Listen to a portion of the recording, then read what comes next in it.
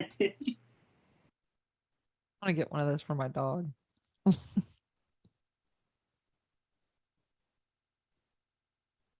I don't think the dog could. It takes opposable thumbs. It was the week before Christmas, and all through the room, not a soul was stirring. They were all in Zoom, live from wherever. This is the Plutopia Happy Hour. The not ready for cable news players are all here. Susie Sheeler, Miss Joy, I'm Scoop Sweeney, and our jolly old elf, it's John Lebkowski. No. Hey. Is that what you just did? Did you just do the Three Stooges knock knock knock noise? That's old school. Yep. Well, Merry Christmas, everybody. Hey, John. Happy holidays. Elfie. Happy holidays. Hello. Happy birthday to my aunt. Oh, yeah. Yeah. Which day was actually her birthday? Today. Oh, great. I thought she showed her birthday thing on Facebook was a couple of days ago. She's been celebrating for a few days now. Well, that's smart. That's very smart. Yeah. Just having a good time. Yeah, and today was happy walking around with my wife on her broken ankle today. She finally got up and walked up and down in the house and didn't scream and curse, so I think it's getting better. She would have if you had stepped on her broken ankle. Yeah, that's how that's how I keep her on her toes. There's like, watch out. I may get clumsy. No two-stepping. So why are we here, John? Scrimmage, Susie, tell us why. There's absolutely no explanation. Existentially speaking. Yeah. I'm here because I can sneak up to my man cave and drink. I'm here. I wasn't here last week, and I feel like since I saw y'all last, I traveled across the country and back. So that happened. Did you do that? You actually did? Yeah, me and my husband drove to the very, very edge, and by very edge, I mean we were in a town that split the line of Virginia and Tennessee, but we drove to the very edge of Virginia. And we visited my father in Virginia and my cousin who has newly relocated to Knoxville. And so we got to see her new house in Knoxville. And then we also got to go and see my brother who lives on a mountain in North Carolina. So it's a lot different, like when you get out of Texas and you're driving, like the first day that you leave Texas is really not leaving Texas, it's just being in different parts of Texas. And then the second day, you actually leave Texas. And you go through a couple of states.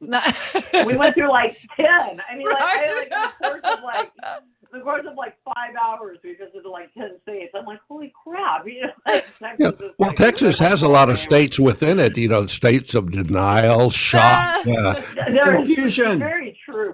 We drove through all those states as well. It was pretty unbelievable.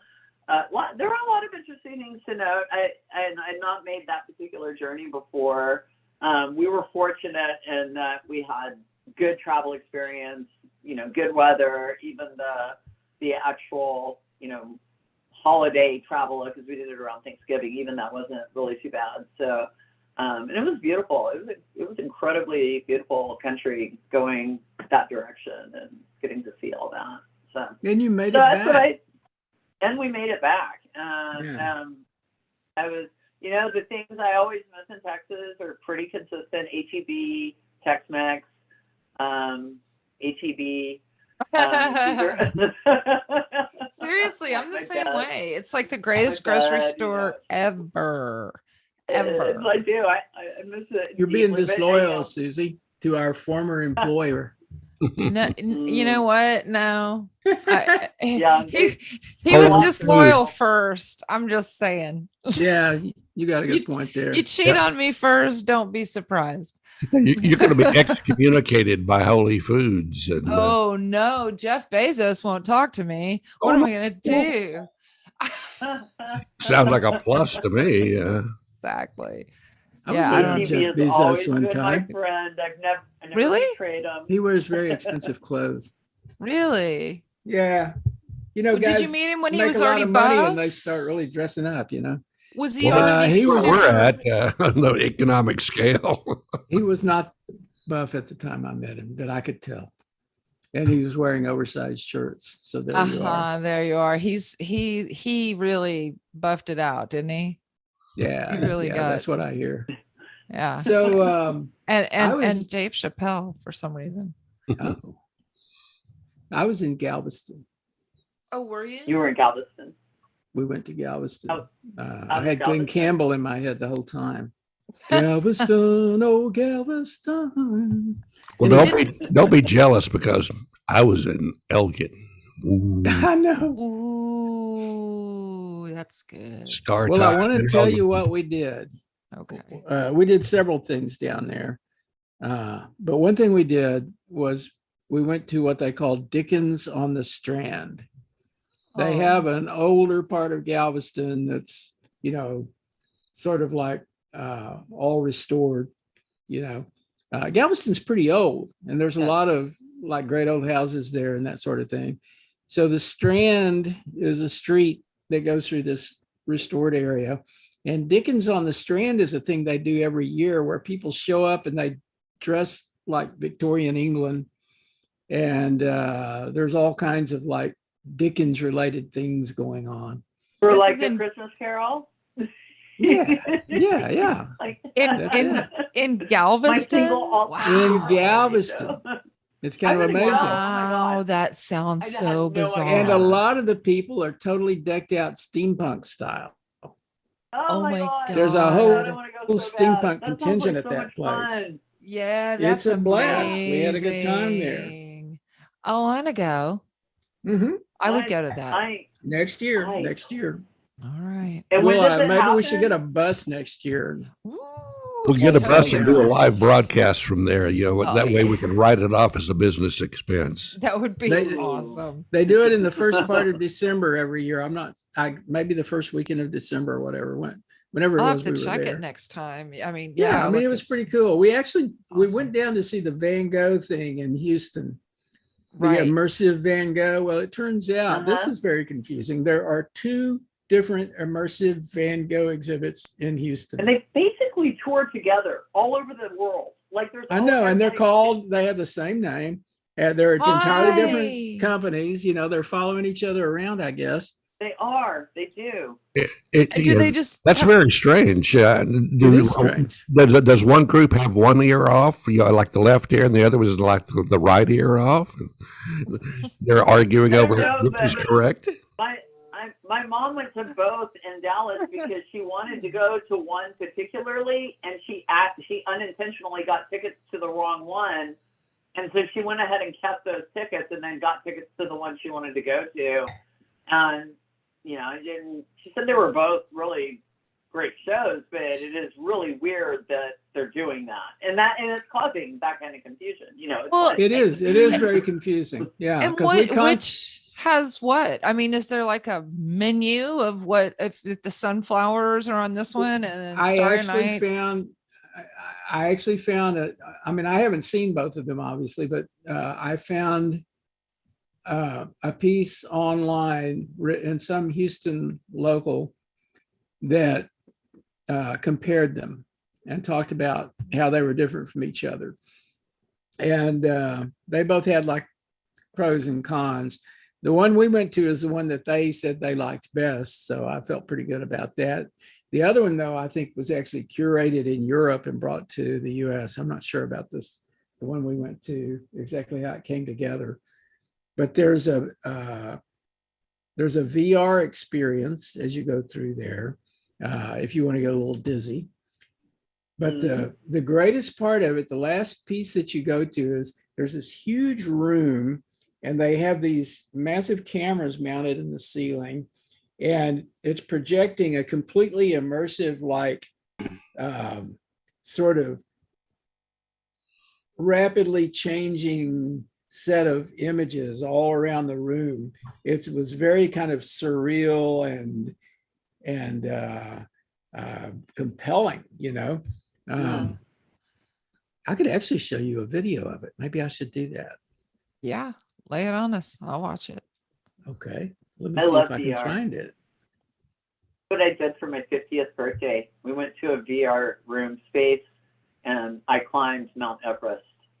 I was exhausted and terrified through the whole experience. I don't know. I found any reality at all disturbing. Reality is disturbing to me. Let's see. So where is this thing? Oh, here we go. Let's see. Let me find the bridge. Okay, are you ready for this? Yeah. Let me see if I can do the screen share and get this.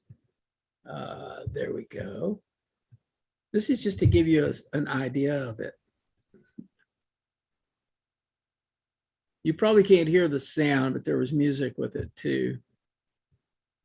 What is that supposed to be exactly? Snow coming down. I think that's snow. But I mean, what is the painting that you're immersed in? Like, how long will they let you stay? Will they let you stay through the entire trip, or do you have to like leave within a certain amount of time? I'm sorry, I'm speaking to psychedelics. Yeah, you stay for the whole trip. It's not. I mean, this part of it is probably about 30 minutes. There it is. That part's probably about 30 minutes. Amazing. I don't think that particular part of it is based on a painting. Let me see if I can find another piece of video. Here we go. Here's another piece of video that I can show you.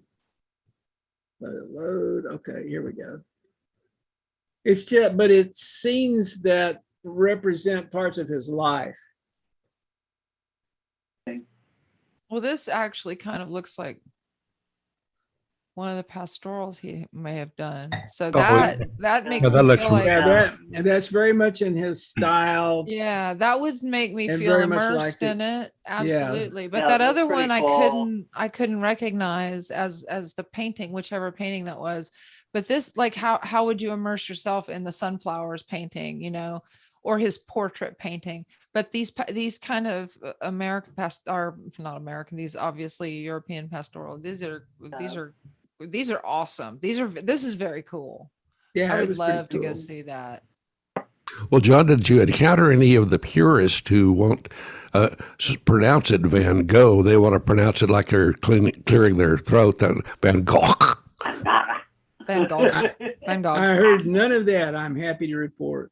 Well, that's no fun. I always like to see purists and not so purist face off and get into a big slap fight over semantics and pronunciation. I should show you what else we went to. You shouldn't get into it with a Dutch person, however. No, they wouldn't.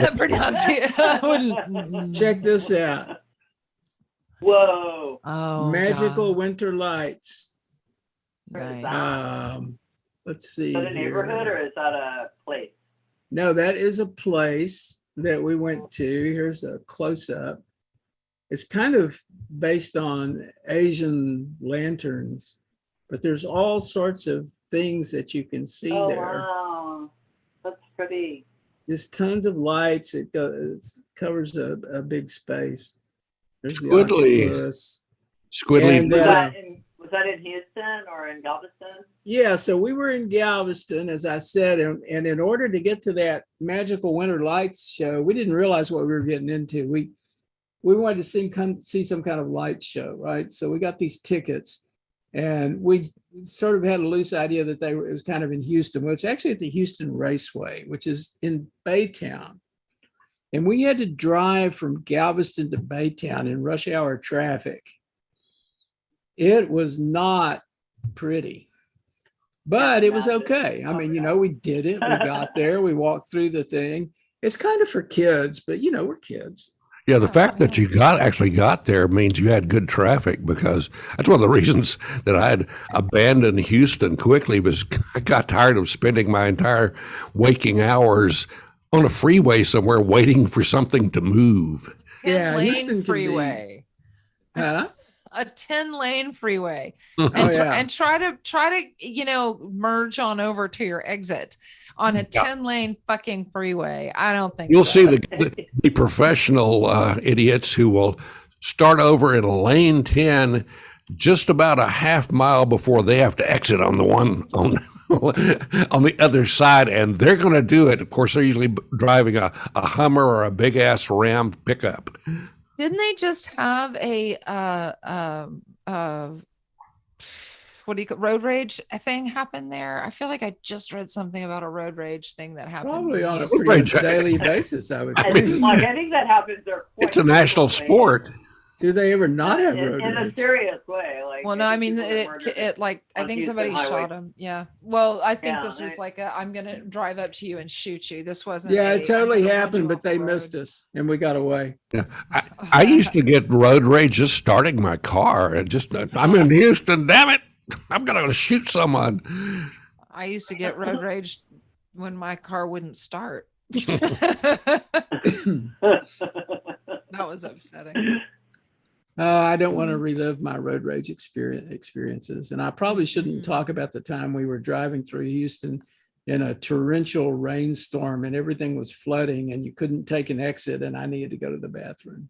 What year was this? I don't know. I'd have to think back. It was probably 2011, but I'm not sure. I have a really good road rage experience story. It was one of the ones that led to the end of my road raging, but I'm still proud of it. Oh. Like, so, Tell you know, us. it was the year of the Bastrop fires, right? Mhm. So maybe Mhm. 2011. Is that, what year was it? I can't remember dates. I'm really bad with them. But the Bastrop fires were happening. And on this particular day, I worked in Southwest Austin, and I would take 360 home to Northwest Austin. And I was sitting, waiting to get onto the bridge, the Pennybacker, and I could see that over in Lake Steiner Ranch was also on fire. So it was the day that Steiner Ranch was on fire and Bastrop was on fire. Okay, and it was really substantial. Like, Got it. and Yeah. it's sitting there, and there's a sign right in front of me that says fire hazard warning. Like, you know, all this stuff, right? Right. And I'm in dead stop traffic, you know, like I'm like creeping onto the bridge. It's dead stop, rush hour traffic. And this woman in front of me, she fucking flicks a cigarette out of the car. Oh, great. So Oh my I got out God. of my car and I picked up her cigarette and I walked up to her open window and I flipped it in her chest and said, "Bitch, I think you dropped something." I was Oh. like, I was so fucking angry. I'm like, the whole world is on fire. There's a sign right there. I'm like, I just lost my shit. I really did. I can't believe I didn't get shot that day, but I did scare the shit out of that woman. I absolutely did scare her. But she never and then I had- messed with Texas again. She's I probably hope from she New did, Jersey man. or She something. rolled- She's like, she they was are so fucking terrified. serious She with rolled that her shit. window up so fast. I went and got back in my car and I just like eye glared her like the whole, you know. But I really had to take a look at that. That was one of my last like, do we really need to engage with the general public experiences? That was Yeah. Probably enshrined in that family's family lore of Uh-huh. the crazy person who attacked Aunt Lulu, and Yeah. she was totally innocent as she was smoking. Yeah, right. I know I was the crazy one. I really know I was. I'm not. I kidding. don't- I could I don't- barely breathe from the smoke. Okay. I like, don't think it was crazy. I think the emotion was correct. I think the reaction was correct. I think, however, that it could have ended differently. Oh yeah, I was lucky and unfortunate. It was road rage of a sort. Even though we were in stop traffic, Nobody you think of was. road rage where you're like hauling ass. No, Yeah, sometimes you can just be Well, I sitting think there and this was outraged. just stupid rage, actually, because this was. could have been a passenger could have done that. Well, speaking of Yes. rage, people, Tucker something or other was raging about. I think he was thought that Bernie Sanders had set fire to the Fox Christmas tree. Was that is what I that part heard. of the war on Christmas? Bernie. Bernie Sanders. Feel the burn, bitch. Feel Combination the of Bernie burn. and Antifa set fire to their Christmas tree. Yes, yes. And Is this Yes, the in Christmas fact- we've been hearing in about? fact- Somebody had to legitimize the war on Christmas. There we go. Somebody had This to do was it. the annual Christmas Antifa bonfire. Ah, That's I mean, really, that's a not charming that photo. pretty. I mean, it's It is a nice one, isn't it? It's very I love colorful. how upset they were, and they knew it was Antifa or the Democrats, because Well, it's the war on Democrats for some Christmas. reason hate Christmas trees and But stuff. it's okay. Is it possible that it was just a bad electrical situation? Like, No, it was a drunk dude. No, He it was- was a I didn't homeless hear what guy. It happened. was a It was- homeless guy. and It he had was- nothing. He didn't he- even know it was their tree. You know, Yeah, he was just, he was just intoxicated, drunk, homeless dude who was wandering around, and he had been arrested, from what I understand, before for similar types of things. Well, I don't know if it's just me, but I swear that I saw Wolf Blitzer tossing chestnuts under the blazing fire. That So was Santa Claus. it looked like Wolf Blitzer, but well, either or. Yeah, they're easy to confuse.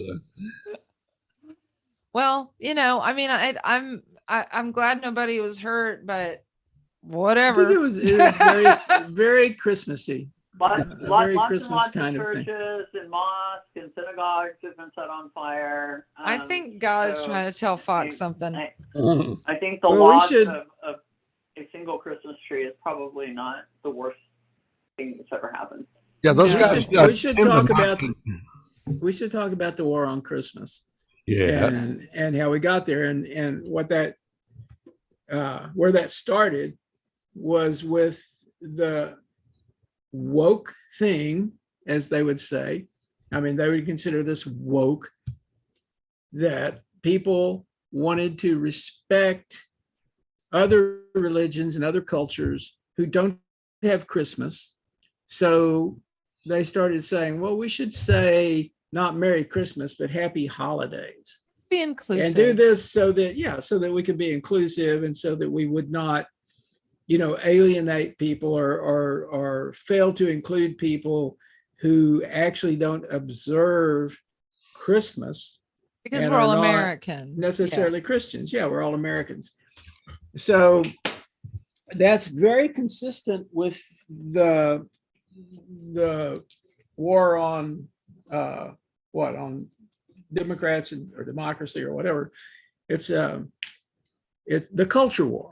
Yeah. So it's a culture war, and basically it's like people who are white and who are Christians, not all people who are, but some people who are, Well, I think that's the believe problem. that Is the believe ambiguity. that they've got a chip on their shoulder, and it's like, how dare they tell me that I can't say Merry Christmas? Well, nobody told you couldn't say Merry Christmas. We decided for ourselves that we were going to say Happy Holidays Yeah. in some contexts. And then they scream at you if you say that. There are some people who get mad. It's Merry Christmas.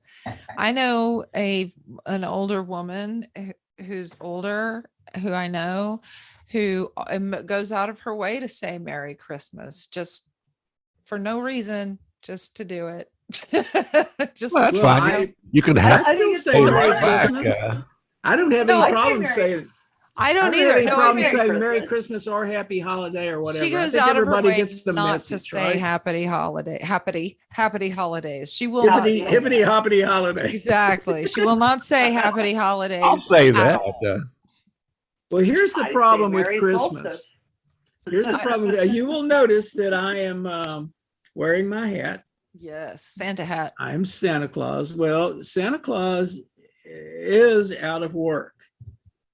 And I don't think you can blame the Democrats. Santa Claus lost his job because, for one thing, there's so many people in the world now. How can you possibly reach them all? That's a problem. There's just Supply too many chain kids demand. out there. Yeah. And then people started putting security alarms in their houses. How's Santa Claus going to go from house to house if he's constantly setting those things off? It's a problem. And then corporations were getting pissed off at the idea that somebody would be giving away toys. So, it's like you should let people order their toys from Amazon. Don't be like coming down the chimney and laying toys out by the tree. Well, I don't know. I don't so know. That's that, if Christmas is damaged in some way, it may be damaged by, forces sort of beyond our control. One of them being runaway capitalism. Well, then you go back to Sharon Jones. Oh my God, I'm wearing red.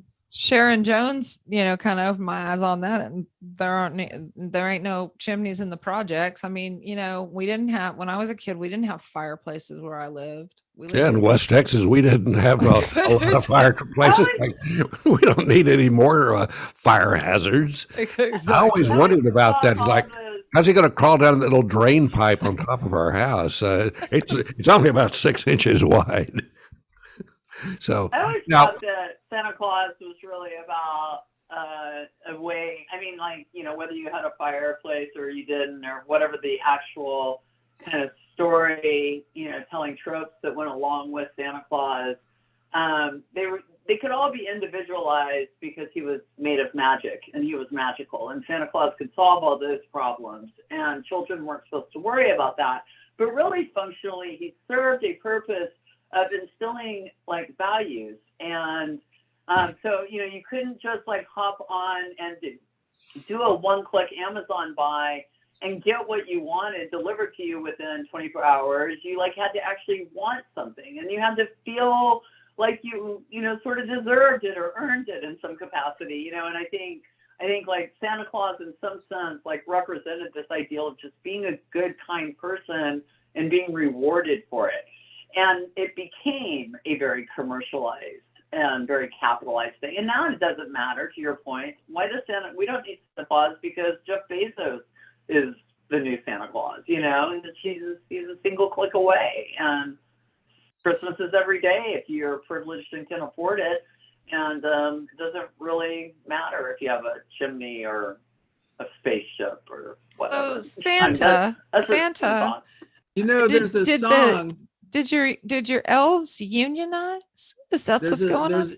There's a song by Arlo Guthrie called "Pause for Mr. Claus," and it's got. I'll read some of the lyrics. It says, "Santa Claus has a red suit on. He's a communist, and a beard and long hair. Must be a pacifist. What's in the pipe that he's smoking? Mr. Claus sneaks in your home at night. He must be a dope fiend to put you uptight. Why do police guys beat on peace guys?" It's a great song. Santa Claus has a red suit on. He's a communist. The whole commercialization thing, being of a certain age, I remember Christmas being a lot more low key and there weren't so many events that now we've got events Family. Like crazy. What happened? Where did Black Friday come from? The big build up to. And all of that was manufactured. That there are no historical justifications for these beliefs. I believe in Black Friday. Are you going to declare war against Black Friday? No, that's war on Christmas and capitalism. This is where we've ended up, which are the same. Yeah, exactly. That's exactly right. And this is my front yard. Look at how natural that looks.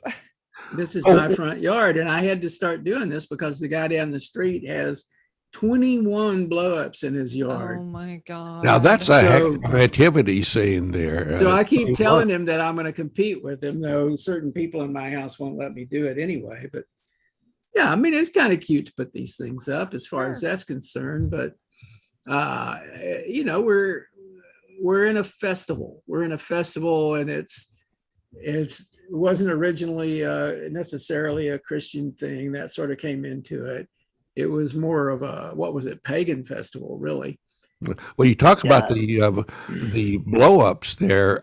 When I was living in the Bay Area, we had a slasher, in the East Bay, there was somebody going around at night. Anytime they spotted one of those blow up things, they went out and slashed it vicious. I mean, it was. Oh man, that's was, like it's smashing been happening in pumpkins. Austin too.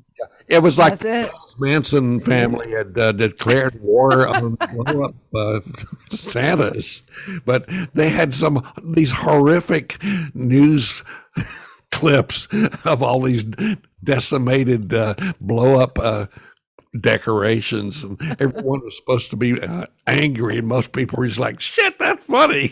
Get me. So why do you think we're celebrating this thing at this time of the year? It's I mean, custom. it goes back. It's custom. I mean, it goes back to point. winter solstice, right? Mm-hmm. Yeah, but the way we and the guises that we use, I think, to like under, you know, Santa Claus and all of that kind of thing. That's I mean, that's where it all got commercialized, right? Co-opted paganism. You know, Yeah. And when are the first trees and celebrations in the same time period? When do you remember the very first like toy nun or crucifix or something like that? I mean, because those were not things when I was a kid.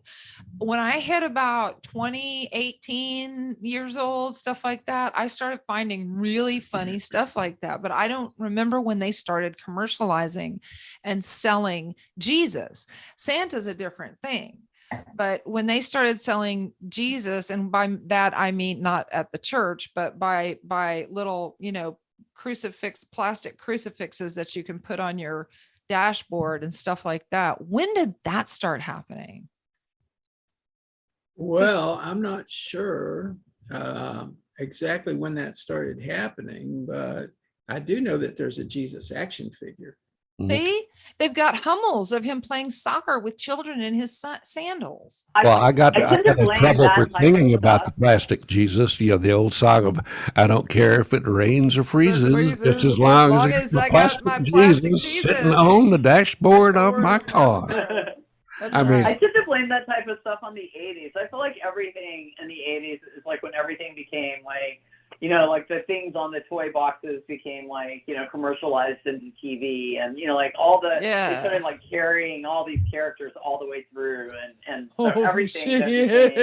Oh, that's awesome. Oh, this Lord. is of questionable taste. Chuck Norris meets Jesus Christ. You can stake him yourself? Is that like... Oh my God. No, man, he's so buff he can nail himself to that cross. Yike. I wasn't quite sure what to make of that when I saw it. That's just like, that hurts my I am for once speechless.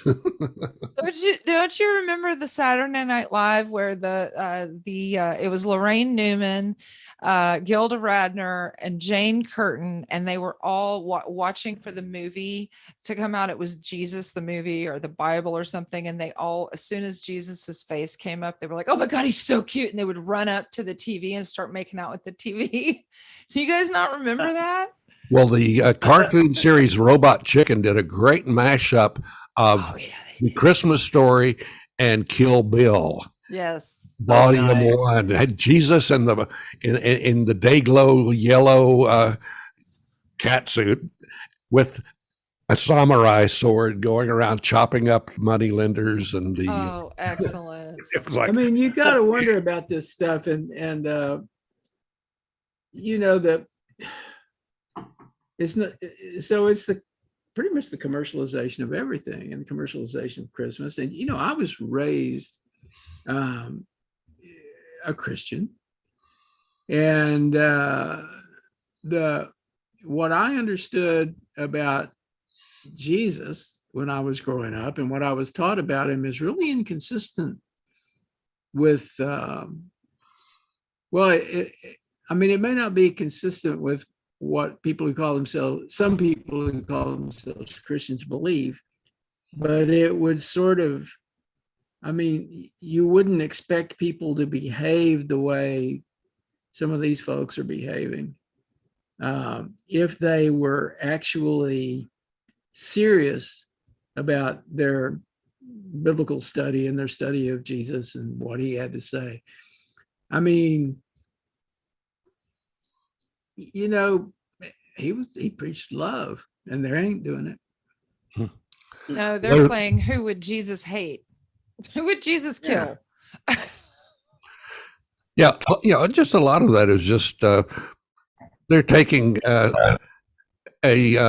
what was formerly a very religious situation and turning it into a political football for them to kick around and throw at people and say, would Jesus do this? Well, gee, I don't know. I guess, but what do they really, I mean, what are they holding in their hearts? You know, what do they really believe? It's weird to me. As a former Christian, I find it to be honestly offensive. Like it's irreverent the way that they treat their own faith. Honestly, is the way I feel, and I know some very very quality, devout, spiritual people of all faiths, including Christianity. So, you know, I know that I personally have experienced and witnessed, you know, the distinction between somebody who really does practice and believe, regardless of what faith path they're on, and what we see with things like, you know, if you want to minimize your, you know, something as important as Christmas, something as important as this celebration that happens at this time of the year, and everything it represents, both from a religious perspective, from a community perspective, all of those things, to like diminish it like that, to me is very offensive. It's like, it's just like, yeah, talk about offensive. I watched on TV, that great source of good things. I watched a Baptist minister doing the opening prayer at an NRA convention, praying for our guns. It's like praying that they don't go bankrupt. Lord, let us save our automatic weapons and our good people who make and sell them. He actually said that. Was basically the context. Oh my gosh. Well, you know, that's kind of strange. Say those things, and they actually believe those things, and that's what I mean. It's like that's not Christianity. That's something else.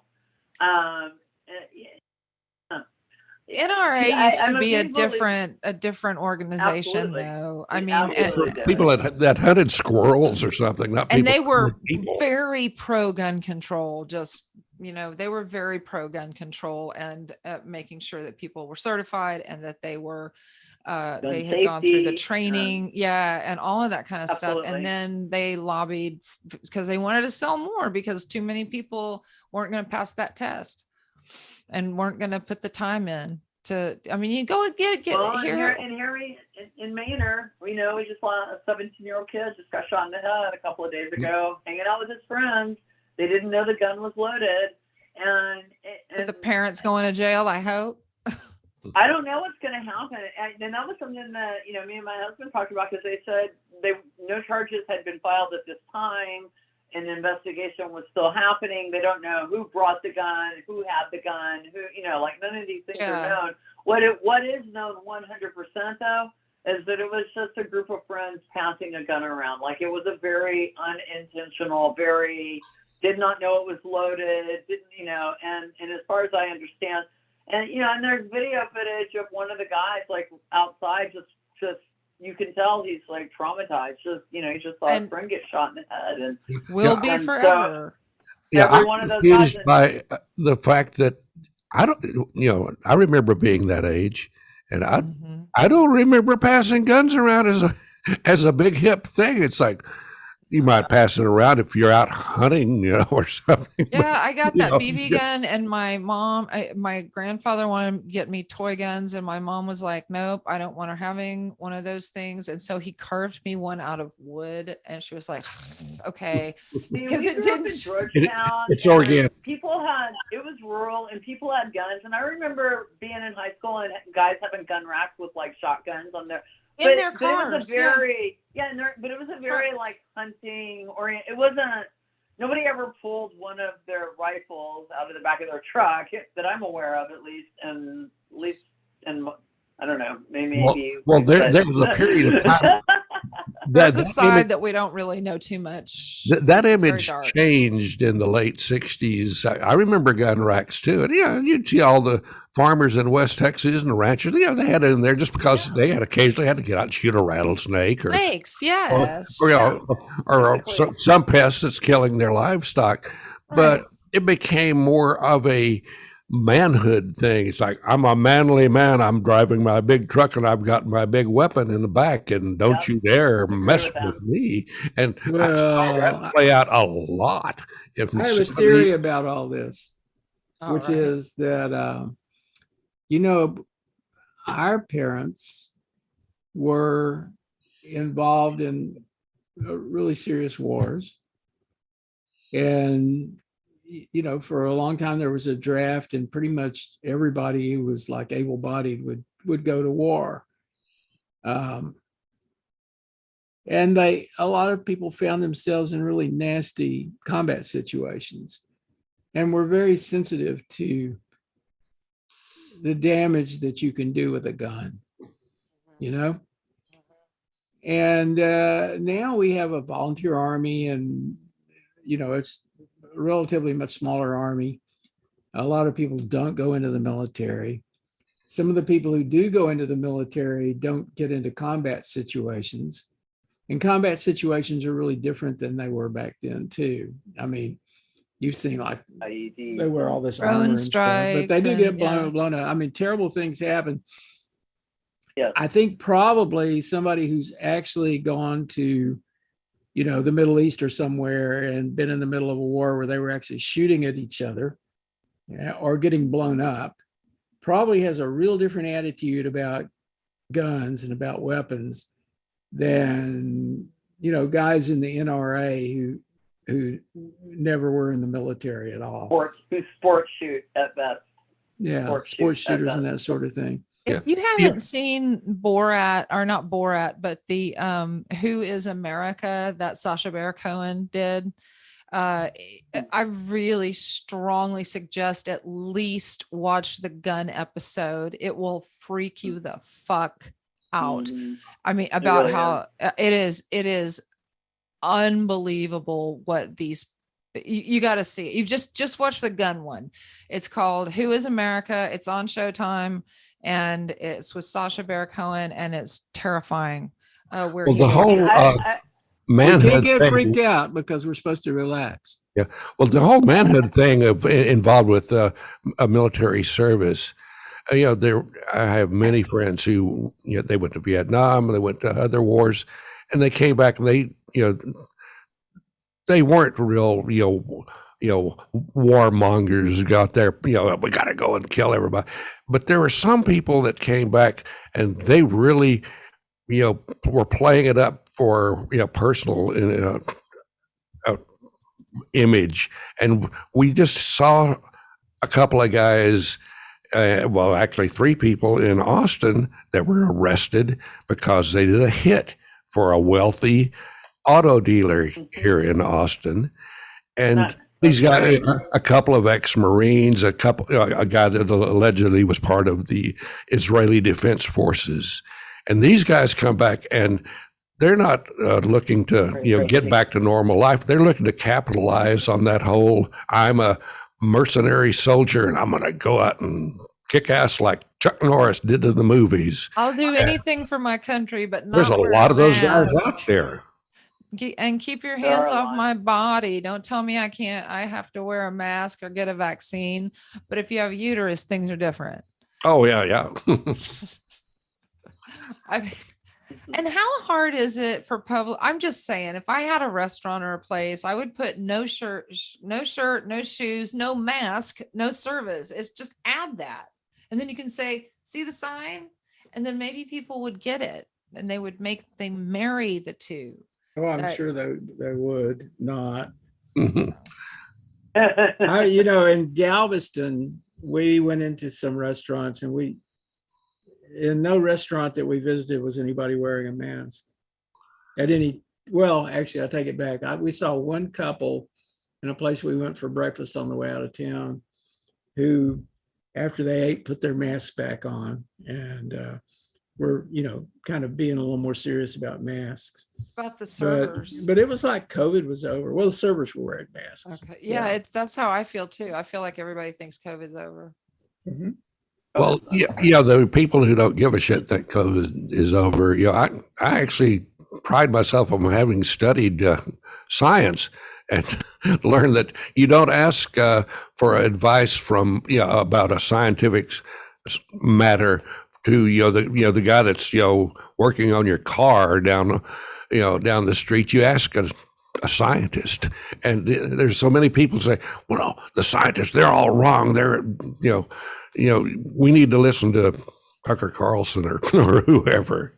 Dude, at my gym says ivermectin works, man. So that's what I'm the incidence of COVID in Texas is relatively low now, and it was pretty low down there. We didn't worry about it too much ourselves, because the incidence was so low. But we're we're also vaccinated. Aware. Yeah, and we're triple vaxxed.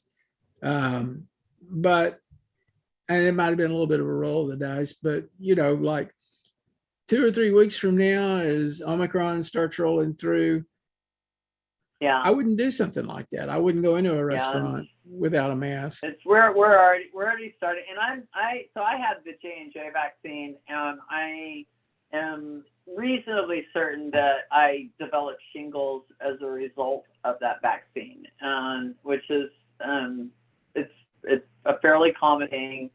And so I had shingles for months, and I think they are just finally gone. And I have an appointment next week to find out if I can get the shingles vaccine so I can get the booster. And they just announced today that they're recommending that anybody who had the J&J not get the J&J booster, basically to get a Moderna or a Pfizer.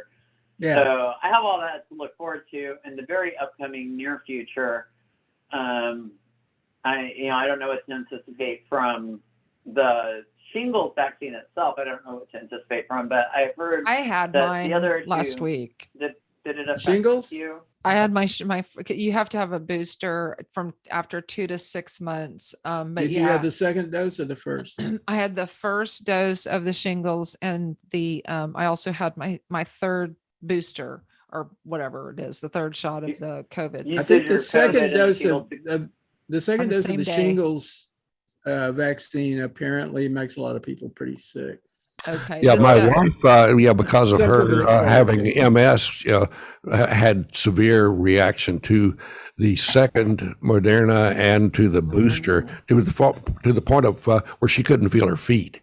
But it's still worth getting the booster because that passed, but death doesn't pass. It passes, but only in one direction. Yeah, actually, there's a lot more you can't feel if you're dead. Yeah. That's from what I understand.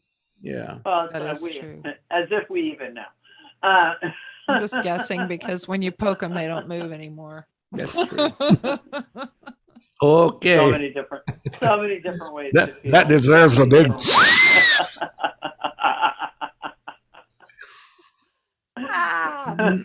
Even with a stick. So, what is everyone's Christmas plans? Do you guys have big Christmas plans? We're going to have our family here at the house. That's fun. And we're going to lay out a bunch of food and probably eat way too much. Yeah, I'm going to thaw out our our Thanksgiving turkey that had to go into the freezer because we didn't have Thanksgiving here. Oh yeah. So we'll give it a chance to be celebrated finally. Excellent. Okay, that'll be good. Yeah, I think we're gonna have low-key Christmas because we traveled for Thanksgiving, so that kind of to balance things out. But I know we're gonna spend some time in my mom's house, and I am insisting that we carol as a family. I'm like, we don't have to go walk around, but damn it, I want to sing songs. And I love all the old Christmas carols, like God rest ye very gentlemen. I know them all. Like I can just bust into any of them. So yeah, that's my goal. I want to do some caroling. Carol away. If you really love Christmas, you'll carol. There you Don't go. get caroled away. Well, we're going to sing Ah. Grandma Got Run Over by a Reindeer, probably. Ooh, that's always a Great. good. We like Great actually carol. the carol that we almost always play is "Love from the Family," by what's that guy's name? He's so funny. What's his name? It's the song. He's local. It's about you go out and he gets the Christmas tree spray and he sprays a Christmas tree white, and they have to go out and get his sister some tampons. You haven't heard this song? It's like it's so okay, John. You have to look this up. It's called "Merry Christmas from the Family," and you'll see who it is. Well, I love those Christmas I trees. feel like it's Robert Earl They're Keen. white and green. I had a couple of friends in college that actually worked Robert at a Earl Christmas Keen. tree lot. Robert Earl Keen. And Yes. their job was job. to spray the Christmas trees white or green. Green I didn't understand because they're already green, but they did it, and they got into a fight the last day that the Christmas tree light was over, and they flocked each other up. They left us little hippie snowmen. That is awesome. Yeah, this is a like great this. Felice. And Mom and got drunk and Dad got drunk at our Christmas party. we That were sounds drinking- like one of our Really Christmas and parties. then at the end it says Feliz Navidad. There it is. A bag of lemons and some diet Sprites, a bag of tampons and some Salem, lights. Hallelujah. Hallelujah. Everybody say cheese. Merry Christmas from the From the family. family. Feliz Navidad. That's beautiful. That's That is- beautiful. I love Robert Earl I'll sing Keen. that one. That is it is so singable too. It is so much fun to sing that song. it. Y'all have to play that on Radio Free. That's I'm true. You got your guitar? I don't know the chords to that one. I'm sure I could figure it out, but it'd See, take if me a we while. had Kev Russell here, he could sing it. Why won't he come on? Y'all could have had a Santa Oh, we did. Claus fight. We Yeah, we interviewed him had for the him. podcast. Oh, did you? Okay, great. That's great. Yeah. I'm so glad. Yeah, and I think he's up to joining us here. Yeah, because Right I on. mentioned to him that we did a live thing. So, yeah, he's the kind of guy Cool. that he likes to get up and do it in front of people. Awesome, We man. have- I we have love the way shiny he ribs. dances. He's so wonderful. Maybe Alice can call in and they can do some stuff together because they're the ones that are doing most of the harmonies on that last album they came out with. Oh, She's and like they're what are they called now? The Shiny Sisters, right? You know, the Shiny Sisters, Alice and Alice Spencer, and I can't remember the other one's name. let me see. I But- can find out. Alice used to work customer service at Whole Foods on 6th and Sounds like whole All musicians used to work in Old conspiracy. Foods. that's right. That's right. Let's All see. musicians. do. All you weirdos were birthed by Whole Foods. I know there were a lot of us, and she's quite. She got. There's she at least did two really, of us really here. well. Yeah, that's right. The can't help Shiny it. Soul Sisters. That's what Yeah, it there is. you go. There you go. These Alice. folks- Alice Nice. Spencer and Kelly McWee. Yes, and They they were are both great. gorgeous. They're Yes, fabulous. That's right. If you get a chance to ever hear any of Alice's solo stuff, Well, why too, don't by you the get way. Alice to come on the show? I have been trying. I will ask her again now that she knows that Kevin's been on it. Maybe I'll have a little bit of clout. I don't know. Yeah, that'd be cool. I'll ask her. I'll tell her we talked about her on the show. I did just get a message from her the other day, so maybe I will ask her. We should But it'd ask yeah. John Mackey to join us. Oh sometime. God, no! Wow. Let's just beat ourselves with a baseball bat. I I'll think tell that'd be way more fun. Man, you know what? If we do that, that's going to be a call-in show because I have some people who want to talk to him. Q&A. People with some scores to settle, I take it. Yes. Yes. Yeah, I don't believe that he would join us, but I don't think so. I don't think so either. Maybe I heard Mike Montero's doing pretty well out in California. yeah, still. yeah, oh yeah. He built a great career out there in the Bay Area. Great. He was another whole foodie. Wholefoodie.com-y. I don't I guess what that whole idea was to try to be what Amazon is, right? Well, At I mean, not first. exactly. It's not like we were trying to be Amazon, but there was some inspiration from the fact that Amazon was starting to have, in effect, multiple business units and use virtual inventory. Yeah. I mean, we were looking at that stuff and it was like, hey, that would work here too. And, bought some companies and brought them in. Real Goods was one of the companies. Yep, I remember them. And I can't remember the names of the other ones. It's been a long time. But we were building, and we, at the time that they decided not to continue, I was working on the book section of what we were building. With was Terry? going to be big. Huh? With Terry? That was with Philip Sanson. Oh, okay. I remember. Book people guy. Yeah. Okay, cool.